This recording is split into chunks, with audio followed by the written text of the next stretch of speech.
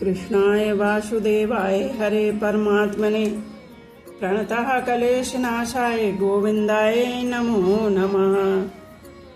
सत्तत्व को लेकर शोक करना अनुचित क्यों है, इस शंका के समाधान के लिए आगे के 2 श्लोक कहते हैं।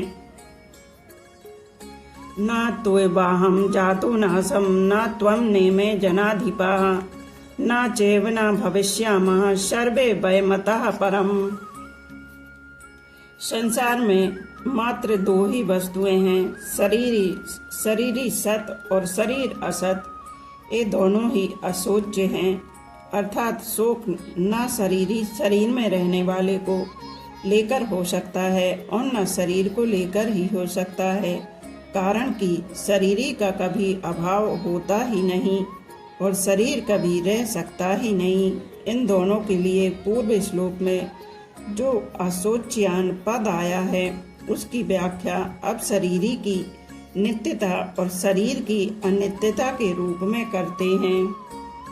ना त्वेवाहं जातु जनाधिपाः, लोगों की दृष्टि से मैंने जब तक अवतार नहीं लिया था तब तक मैं इस रूप से कृष्ण रूप से सबके सामने प्रकट नहीं था, और तेरा जब तक जन्म नहीं हुआ था तब तक तू भी इस रूप से अर्जुन रूप से सबके सामने प्रकट नहीं था, तथा इन राजाओं का भी जब तक जन्म नहीं हुआ था तब तक ये भी इस रूप से राजा रूप से सबके सामने प्रकट नहीं थे, परंतु मैं, तू और ये राजा लोग इस रूप से प्रकट ना होने पर भी पहले नहीं थे, ऐसी बात नहीं है।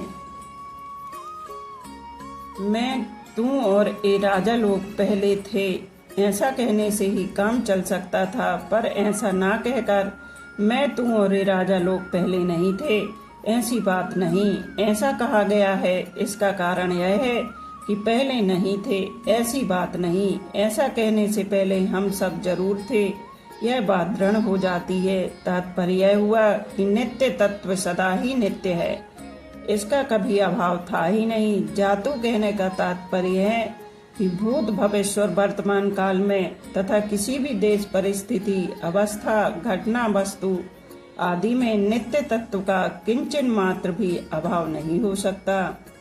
यहाँ अहम पद देकर भगवान ने एक विलक्षण बात कही है। आगे 4 अध्याय के 5वें श्लोक में भगवान ने अर्जुन से कहा है, मेरे और तेरे बहुत से जन्म हुए हैं, पर उनको मैं जानता हूँ, तू नहीं जानता। इस प्रकार भगवान ने अपना ईश्वरपना प्रकट करके जीवों से अपने को अलग बताया है, परंतु यहाँ भगवान जीवों के साथ अपनी एकता बता रहे हैं। इसका तात्पर्य यह है कि वहाँ 4 अध्याय के 5वें श्लोक में भगवान का आशय अपनी महत्ता विशेषता प्रकट करने में है, और यहाँ भगवान का आशय तात्विक दृष्टि से नित्य तत्व को जनाने में है। न चैव वयमतः परम, भविष्य में शरीरों की ये अवस्थाएं नहीं रहेंगी और एक दिन ये शरीर भी नहीं रहेंगे, परंतु ऐसी अवस्था में भी हम सब नहीं रहेंगे, यह बात नहीं है। अर्थात हम सब जरूर रहेंगे, कारण कि नित्य तत्व का कभी अभाव था नहीं और होगा भी नहीं। मैं, तू और राजा लोग हम सभी पहले नहीं थे, यह बात भी नहीं है, और आगे नहीं रहेंगे, यह बात भी नहीं है। इस प्रकार भूत और भविष्य की बात तो भगवान ने कह दी, पर वर्तमान की बात भगवान ने नहीं कही। इसका कारण यह है कि शरीरों की दृष्टि से तो हम वर्तमान में प्रत्यक्ष ही हैं, इसमें कोई संदेह नहीं है, इसलिए हम सब अभी नहीं हैं, यह बात नहीं है, ऐसा कहने की जरूरत नहीं है।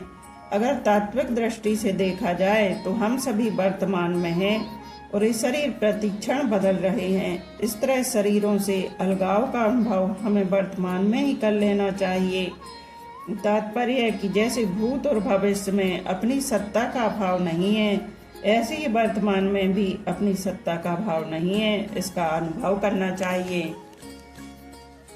जैसे प्रत्येक प्राणी को नींद आने से पहले भी यह अनुभव रहता है कि अभी हम हैं, और नींद खुलने पर भी यह अनुभव रहता है कि अभी हम हैं, तो नींद की अवस्था में भी हम वैसे की वैसे ही थे, केवल वाहिद जानने की सामग्री का भाव था, हमारा भाव नहीं था। ऐसे ही मैं, तू और राजा लोग, हम सबके शरीर पहले भी नहीं थे और बाद में भी नहीं रहेंगे तथा अभी भी शरीर प्रतिक्षण नाश की ओर जा रहे हैं, परंतु हमारी सत्ता पहले भी थी, पीछे भी रहेगी और अभी भी वैसी की वैसी ही है। हमारी सत्ता कालातीत तत्व है, क्योंकि हम उस काल के भी ज्ञाता हैं, अर्थात भूत, भविष्य और वर्तमान, ये तीनों काल हमारे जानने में आते हैं। उस कालातीत तत्व को समझाने के लिए ही भगवान ने यह श्लोक कहा है। मैं, तू और राजा लोग पहले नहीं थे, यह बात नहीं, और आगे नहीं रहेंगे, यह बात नहीं।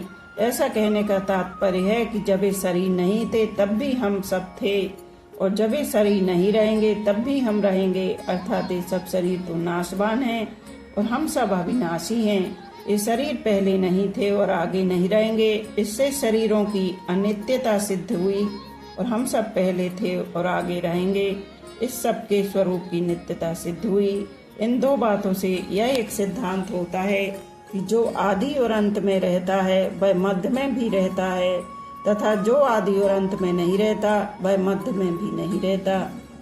जो आदि और अंत में नहीं रहता वह मध्य में कैसे नहीं रहता, क्योंकि वह तो हमें दिखता है। इसका उत्तर यह है कि जिस दृष्टि से, अर्थात जिन मन, बुद्धि और इंद्रियों से दृश्य का अनुभव हो रहा है, उन मन, बुद्धि, इंद्रियों सहित वह दृश्य प्रतिक्षण बदल रहा है, वे एक क्षण भी स्थायी नहीं है। ऐसा होने पर भी जब स्वयं दृश्य के साथ तादात्म्य कर लेता है तब वह दृष्टा अर्थात देखने वाला बन जाता है। जब देखने के साधन मन, बुद्धि, इंद्रियां और दृश्य, मन, बुद्धि, इंद्रियों के विषय, ये सभी एक क्षण भी स्थायी नहीं है, तो देखने वाला स्थायी कैसे सिद्ध होगा। तात्पर्य है कि देखने वाले की संज्ञा तो दृश्य और दर्शन के संबंध से ही है। दृश्य और दर्शन से संबंध न हो तो देखने वाले की कोई संज्ञा नहीं होती, प्रत्युत उसका आधार रूप जो नित्य तत्व है वह रह जाता है। उस नित्य तत्व को हम सबकी उत्पत्ति, स्थिति और प्रलय का आधार और संपूर्ण प्रतीतियों का प्रकाशक कह सकते हैं, परंतु ये आधार और प्रकाशक नाम भी आधेय और प्रकाश्य के संबंध से ही है। आधेय और प्रकाश्य के न रहने पर भी उसकी सत्ता ज्यों की त्यों ही है। उस सत्य तत्व की तरफ जिसकी दृष्टि है उसको शोक कैसे हो सकता है, अर्थात नहीं हो सकता। इसी दृष्टि से मैं, तू और राजा लोग स्वरूप से अशोच्य हैं।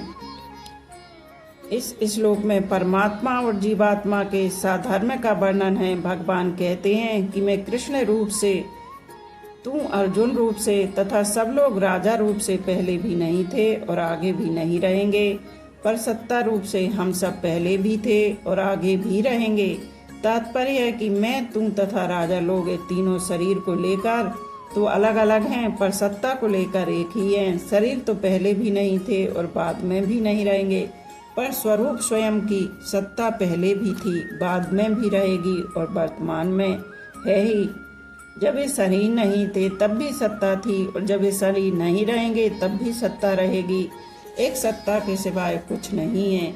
मैं, तू तथा ये राजा लोग, ऐसा कहने का तात्पर्य है कि परमात्मा की सत्ता और जीव की सत्ता एक ही है, अर्थात है और हूँ दोनों में एक ही चिन्मय सत्ता है।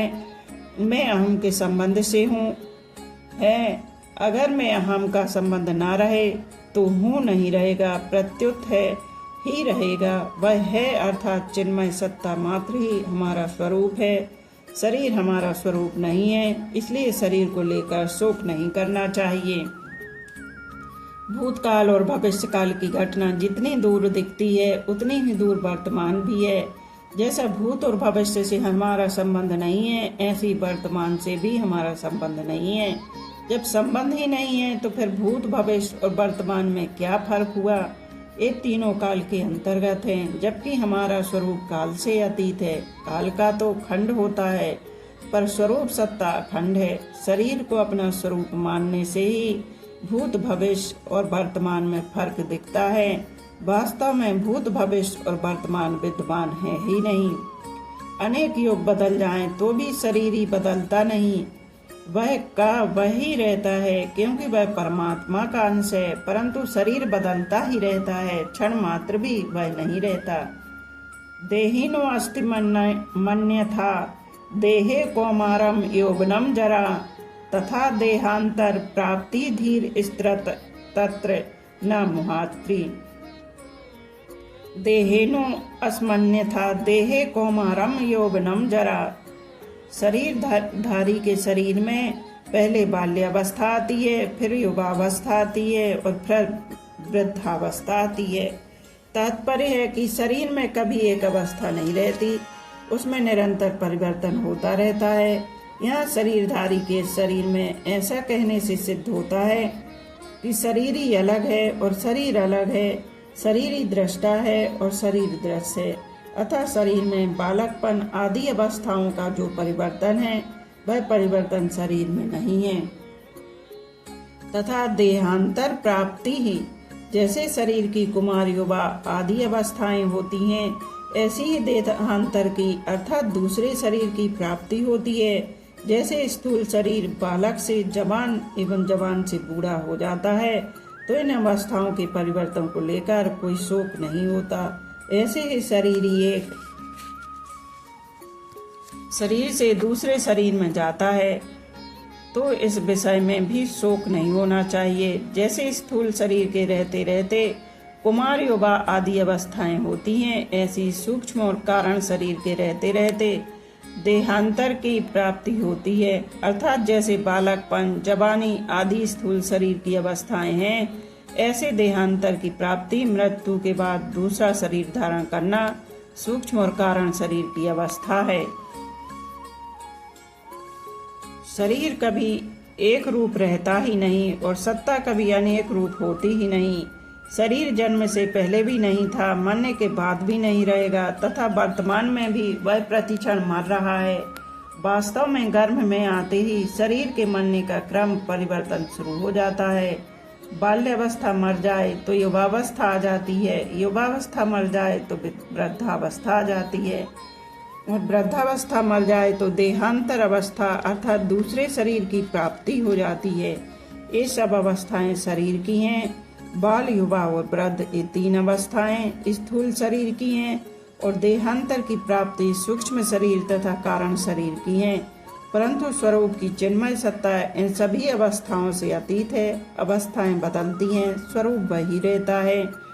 इस प्रकार शरीर विभाग और सत्ता विभाग को अलग अलग जानने वाला तत्वज्ञ पुरुष कभी किसी अवस्था में भी मोहित नहीं होता।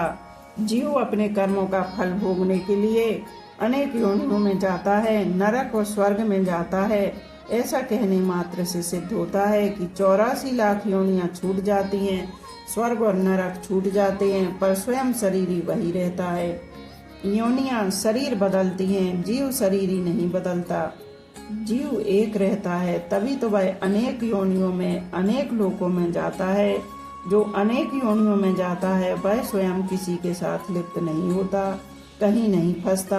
अगर वह लिप्त हो जाए, फंस जाए, तो फिर 84 लाख योनियों का कौन भोगेगा? स्वर्ग और नरक में कौन जाएगा? मुक्त कौन होगा? जन्मना और मरना हमारा धर्म नहीं है, प्रत्युत शरीर का धर्म है। हमारी आयु अनादि और अनंत है, जिसके अंतर्गत अनेक शरीर उत्पन्न होते और मरते रहते हैं।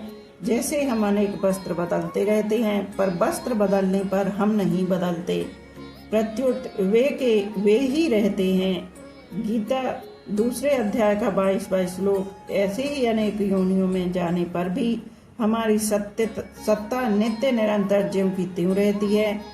तात्पर्य है कि हमारी स्वतंत्रता और असंगत स्वतः सिद्ध है। हमारा जीवन किसी एक शरीर के अधीन नहीं है।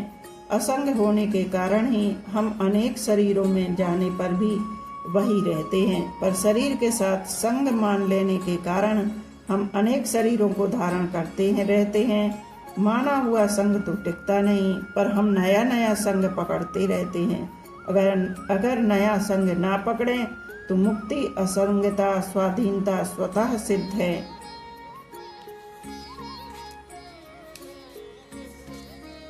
आज यहीं पर विश्राम करते हैं, विश्राम देते हैं। आगे का शेष कल करेंगे। बोलो राधे राधे।